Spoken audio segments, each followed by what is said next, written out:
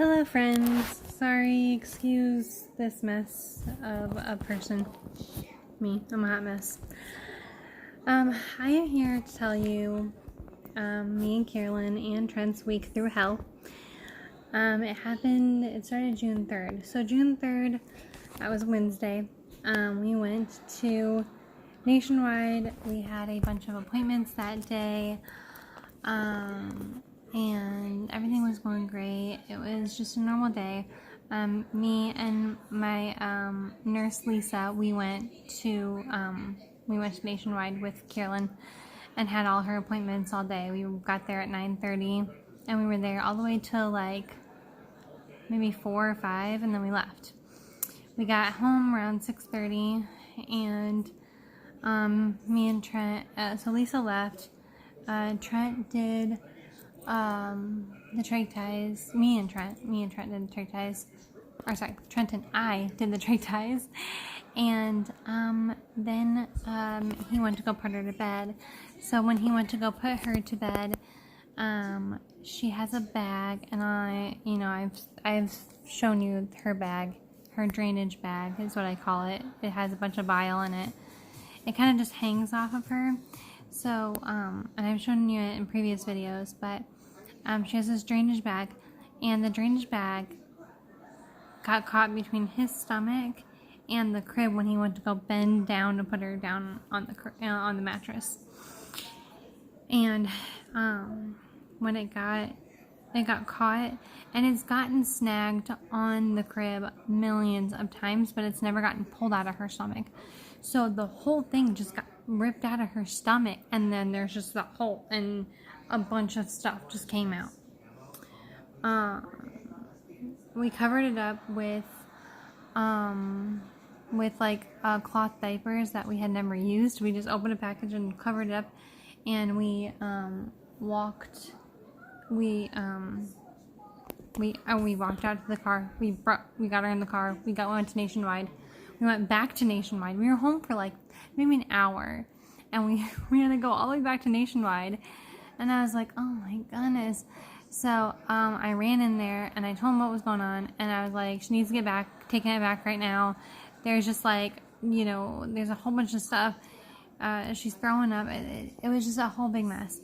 So then they took her back to the trauma center, and they took a bunch of cultures, and they put a tube in her for whatever that was draining out to stop draining out. They put a catheter kind of thing in there and blew up the balloon so it could stop the drainage that was coming out of that hole.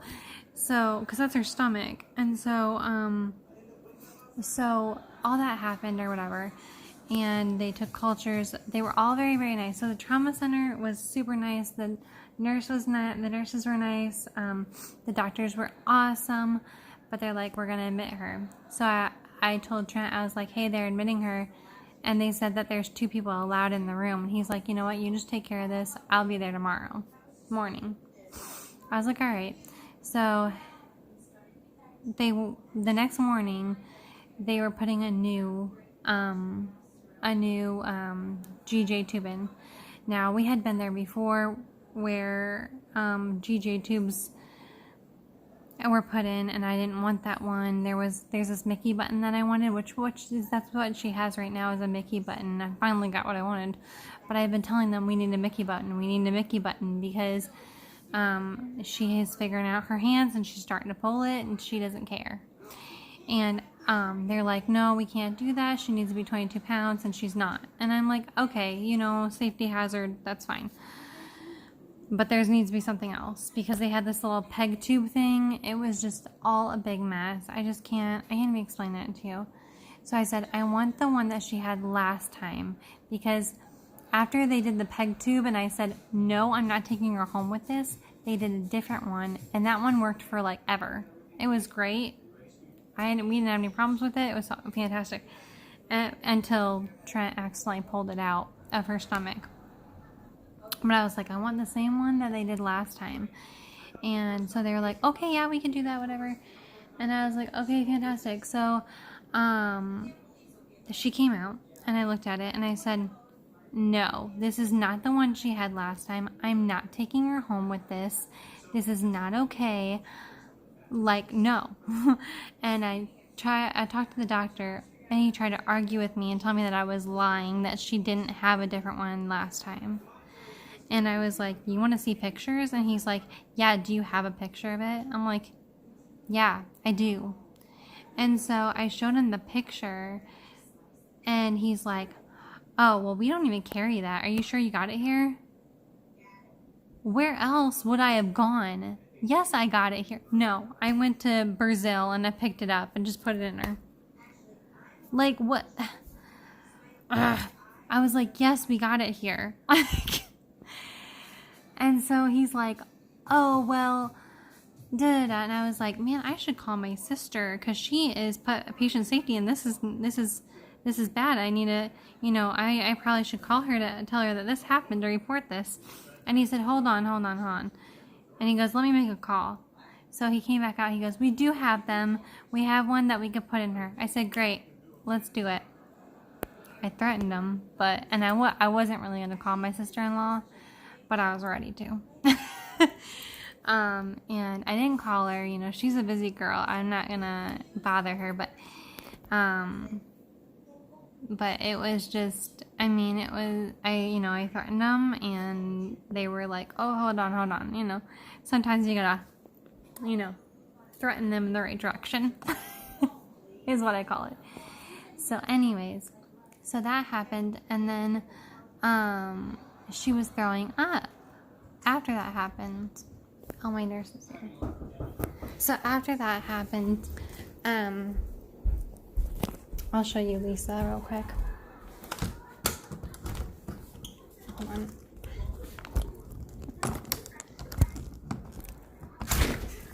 Jeez Louise. Okay, I'm doing a YouTube video. So this is our day nurse Lisa, the one that I have talked about in my last two videos. All right, I'm gonna finish up my story, and then I will talk to you. So so that had happened, and then so they put the right one in. Then she started throwing up, and it was kind of like throwing up a little bit bloody, and we weren't really worried about it because they said that they told us that was going to happen because they had done stuff with her stomach and extra blood was going to come out or whatever. So we were like, okay, whatever. And then we went home, and the next morning she started throwing up like constant, and she was really swollen.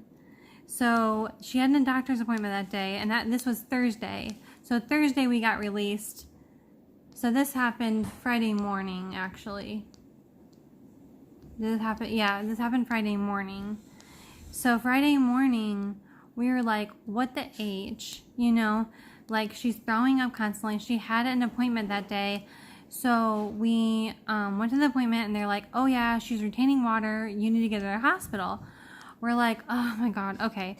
So we ran the hospital, and they admitted her again, but Trent,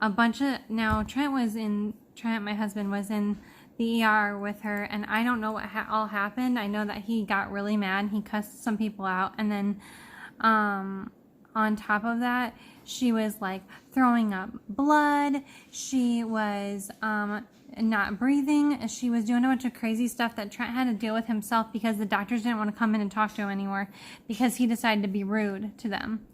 So, so Trent's not allowed to go in the ER with her anymore. But so all that happened, and then they admitted her and they got her all fixed up, whatever. So they ended up doing that. So Saturday we got discharged, and Saturday morning, and then Saturday night we had to go. No, wait. Saturday we got discharged. So Sunday morning we had to go back, and so the doctor goes, "Listen, we're putting a Mickey in because this is ridiculous. You guys need to not be coming back here every single day." And I was like, thank you. Like, what have I been saying for 5 months? I've been saying put a Mickey in. Why? I don't understand.